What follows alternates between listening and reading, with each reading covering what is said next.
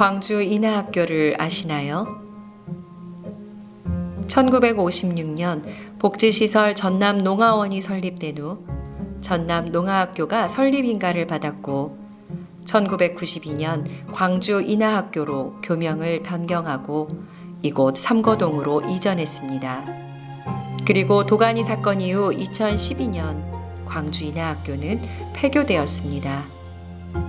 무슨 일이 있었던 걸까요? 우리는 오늘 인하학교 그리고 도가니 사건으로 불리는 인하학교에서 발생한 장애 학생 성폭력 사건, 그 사건이 남긴 것들에 대해 이야기하려고 합니다. 학생들이 뛰놀고 공부하던 이곳에서 학교장, 행정실장 등 어른들에 의해 학생을 대상으로 한 성폭력 사건이 발생했습니다. 인하학교 사건이 발생하게 된 근본적인 원인은 무엇이라 생각하시나요? 학교장 친척들을 선생님으로 여기저기에서 데려와서 거의 친척으로 이루어져 있었어요. 학교에서 성폭력 사건이 생겼을 때에도 침묵으로 일관했던 것 같아요. 더 근본적으로는 장애인들의 복지, 장애인들을 지원하는 것을 민간에 맡겨놓고 행정기관이나 국가가 제대로 들여다보지 않은 그런 구조적인 문제 때문에 발생하지 않았나 싶어요. 그러나 비극만 계속된 것은 아니었습니다. 2005년 성폭력 사건이 알려지자 가해자 처벌을 위해 광주 지역 11개 단체가 모여 인하학교 성폭력 대책위원회를 만들었고 그 후 대책위에 전국적으로 많은 단체가 연대했습니다.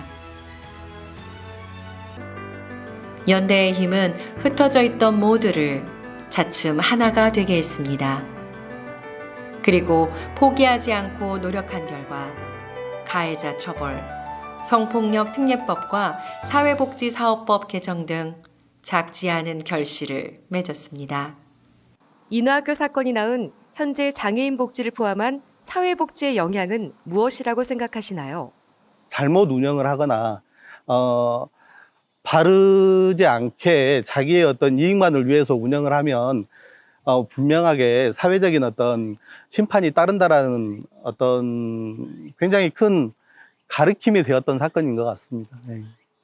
집단으로 생활하는 장애인 거주시설, 지금도 3만여 명의 장애인들이 그런 집단 거주시설에서 생활하고 있는데 그렇게 집단으로 거주시설을 하는 분리된 공간에서 사는 것이 당연한 것인가? 라는 질문을 구체적으로 던져줬고 인하학교 사건과 같은 일이 다시는 일어나지 않도록 하기 위해서라도 이 사건을 기억해야 합니다. 어떻게 싸웠고 당사자와 광주 시민 그리고 전국에서 어떻게 연대해서 활동했는가를 반드시 기록으로 남겨야 합니다. 기억하지 않으면 비극은 반복됩니다. 기억하고 기록을 남기고자 광주광역시 장애인 종합지원센터에서는 당시 학생, 졸업생, 교사, 활동가 등 13인의 이야기를 한 권의 책으로 만들었습니다. 장애인 인권 구술집 발간에 대해서 하고 싶으신 말씀 있으실까요? 기억하자고 만든 기록집이잖아요. 기억하자라고 하는 것은 추억하자가 아니라 그때 왜 그랬는지 다시는 그런 일이 안 생기도록 반성하자라는 의미이고 더 나은 삶을 꿈꿔보자라고 하는 그런 의미인 것 같아요. 구술 기록집이 사람들에게 그런 영향을 미쳤으면 좋겠습니다. 아프고 힘든 사건이었지만 여러 또 시민사회단체들이 대책위가 이렇게 꾸려져서 우리 농아인 동문들이나 당사자들하고 결합을 해서 아주 또 현명하게 지혜롭게 사회에 나중에는 이익이 되게 좀 굉장히 멋있는 활동을 했던 사건이었다라고 이렇게 좀 기록이 되어졌으면 좋겠습니다. 마지막으로 광주광역시 시민들에게 하고 싶은 말씀 있으신가요? 다시 이런 일들을 반복하지 않게 이 넓은 학교를 전국에서 하나뿐인 장애인 수련시설로 활용해서 이곳을 사회적 강자가 약자를 다시 괴롭히지 않도록 바른 교육장이 되었으면 좋겠습니다.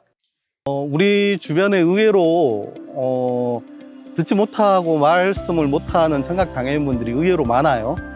그리고 이제 그분들은 그 수어를 이제 언어로 사용을 하는데 그분들 같은 경우는 굉장히 안녕하세요라는 수어, 이렇게 안녕하세요, 만나서 반갑습니다, 이런 수어 인사 한마디만 우리가 할 수 있어도 굉장히 마음을 여시거든요. 그래서 이제 우리 청각장애인분들에게 안녕하세요, 만나서 반갑습니다라고 이렇게 따뜻하게 수어로 인사를 서로 나눌 수 있는 정도의 시민 의식이 좀 높아졌으면 좋겠습니다.